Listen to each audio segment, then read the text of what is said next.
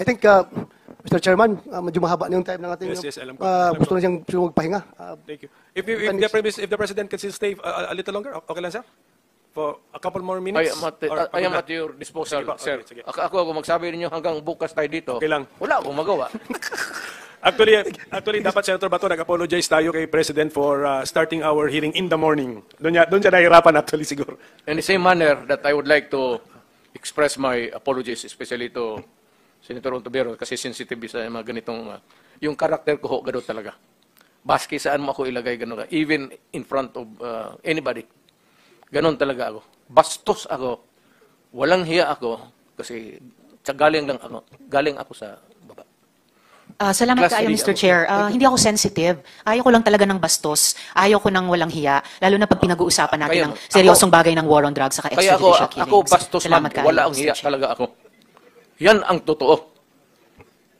Siguro, hindi ako darating itong pagka-presidente kung hindi ako bastos at hindi ako walang hiya.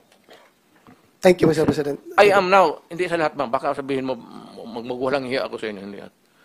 May kunting edukasyon rin ako. Decency.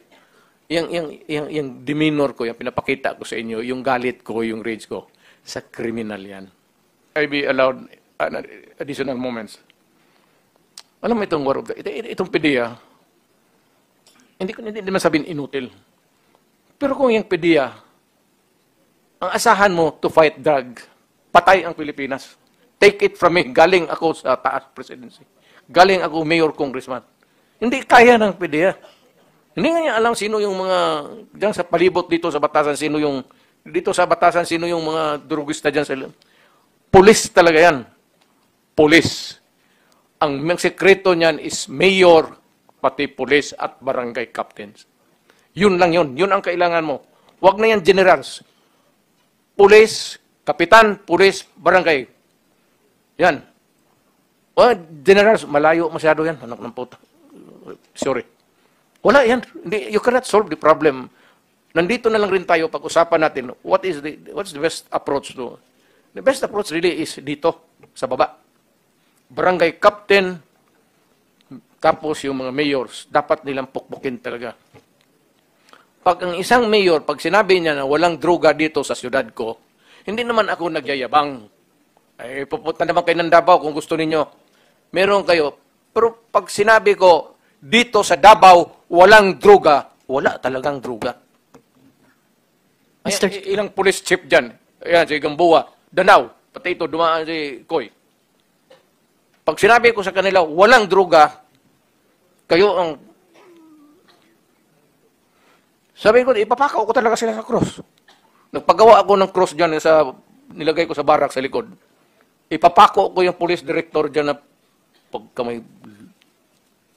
Trabaho rin nyo yan eh. Yes, thank you, Mr. Chair. Yes, Senator Bato, you have the floor again. Sige. One interjection Pwede lang, bang if I may, papahingahin Mr. mo natin Chair? si President Duterte and I will proceed to Senator Bato, Colonel Hector Grijaldo. with your permission, pero kung ayaw mo, okay lang. Ano yun, yung- Senator Risa wants to interject. Okay lang, with your permission. Pwede hindi. Para kanino?